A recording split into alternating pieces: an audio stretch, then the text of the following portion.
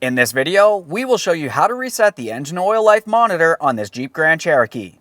We'll be doing this from inside the passenger compartment. Let's get into it. Okay friend, let's get started on our job. The first thing we'll have to do is put the vehicle in run position without the engine actually running. To do that, make sure your foot's not on the brake pedal. We'll make our way over to the ignition switch. Push this 2 times. First time brings it to accessory. Second time brings it to run mode. Now let's pay attention to the gauge cluster. On the gauge cluster, we're looking for where it says engine oil life. We're going to have to make our way through the settings. To do that, we'll be on the driver's side of the steering wheel here. We'll just circle through this until we find engine oil life.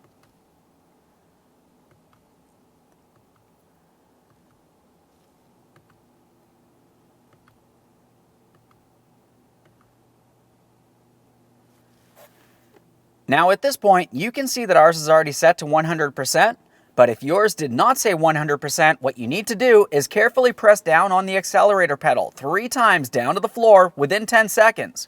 That'll reset your engine oil life. Once you've done that, you want to make sure you double check for engine oil leaks and then take your vehicle for a road test. Thanks for watching. When only the best will do, demand TRQ. The only company that lets you view before you do. TRQ is committed to offering the highest quality aftermarket auto parts that are engineered for peace of mind. Thanks for using and viewing with TRQ.